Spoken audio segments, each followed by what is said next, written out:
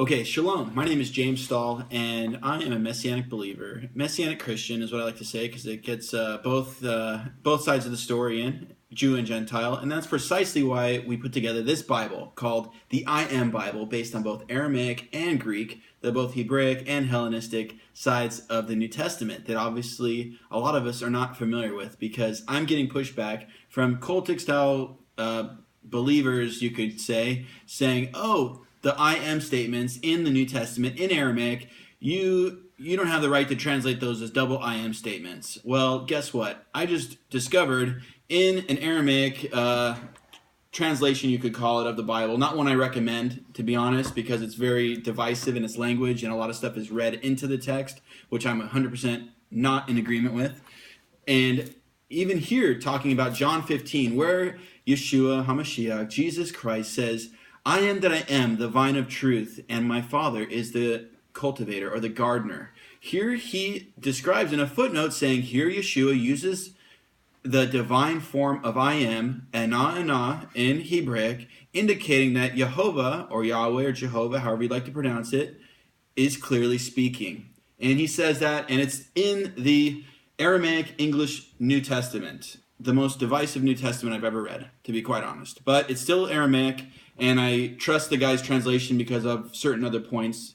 But he doesn't translate it as I am that I am. I said that because in this translation, it reads that way.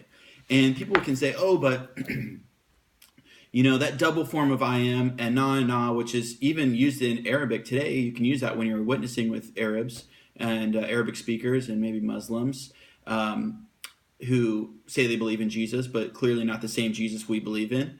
They say, oh, Jesus never claimed to be God. Allah doesn't have a son. They say all types of dumb things like that. And you could say, yeah, but Jesus said divine statements like this. And I'm going to give you another example of why this and not is a divine statement, not just from the mouths of so-called scholars or so-called Messianics or Judaized people, whatever.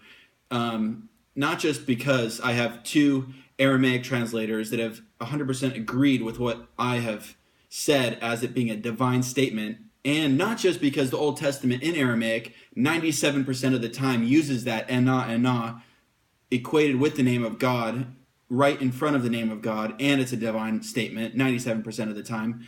But also here, Jesus uses it on a very interesting occasion. John chapter 18 of the I Am Bible, we see Jesus being arrested and Judas Iscariot with him.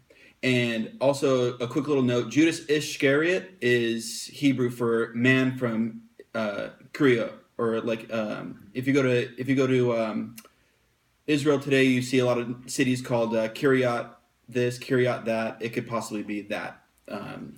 Iscariot is a translation of Aramaic, so he was from that area of Judah. So anyway, but back to what we're talking about now. Jesus being arrested, it says he saw them, he said, officers from the chief priests and Pharisees, John chapter 18, came there with lanterns, torches, and weapons. They're coming to the Garden of Gethsemane where Jesus hung out with his disciples. I'm going to read from the translation, the I Am Bible now. Yeshua, therefore, knowing all things that were happening to him, went out and said to them, "Who are you looking for?" They said to him, "Yeshua of Nazareth." Yeshua said to them, "I am that I am," and na in Aramaic. Judas also, who betrayed him, also known as Yehuda, was standing with them. When therefore he said to them, "I am that I am," they fell backwards. They went backwards and fell to the ground, pardon me.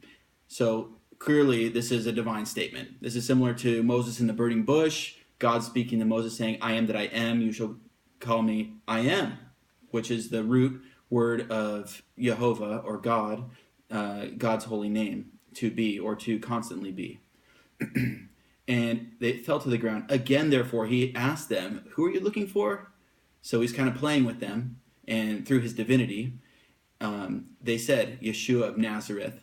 Yeshua answered, "I told you that I am that I am. If therefore you seek me, let these go their way," speaking of the disciples, "that the word might be fulfilled which he spoke, of those whom you have given me, I have lost none." So here we see in John chapter 18 this I am statement is not just a typical I am, I am John, I am this guy. No, he's saying I completely exist and am eternal. And that's really what's saying. Now, some people can say, oh, but in Aramaic you find that phrase other places too, like when the angel Gabriel is speaking, he actually uses it, and also the blind man uses it when they're saying, oh, that's not the blind man that Jesus healed, that's just the guy that looks like him, and the guy says, and nah, or a different variation of that. That's true because it is still an emphatic form of I am. It's like saying, I am who I am, it's me. It's like yelling it out and screaming it. But Yeshua uses this more often than anyone, and Jehovah in the Old Testament uses it more often than anyone. And it's like in nowadays, if you were to say, hey, I am that I am, leave me alone, and this is who I am. It's like an emphatic way of saying that, but God uses it as a divine version. And it's not only reserved for God necessarily, but clearly we know that when Jesus is using it, he's making a very strong point, and he's saying, this is who I am. And let me give you another example, or a few, to show you that this is a divine saying.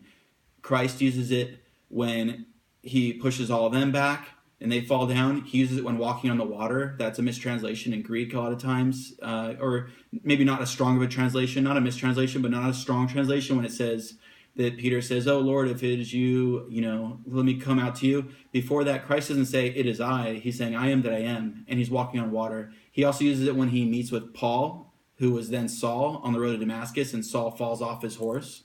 And Paul later says, I saw Jehovah God, but we all know that it was Jesus. And even there, Jesus says, I am that I am, Yeshua of Nazareth, why are you persecuting me?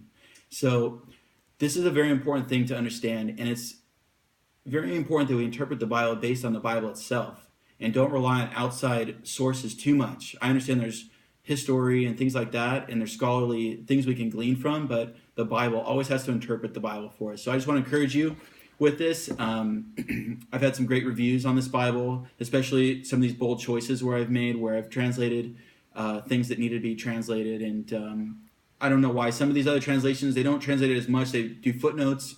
I don't believe in that. I think we might as well just let it be what it is. And here you have, a great thing to use when witnessing to people and explaining who Jesus really is and his divinity. So God bless you. Happy holidays. Love you. Bye.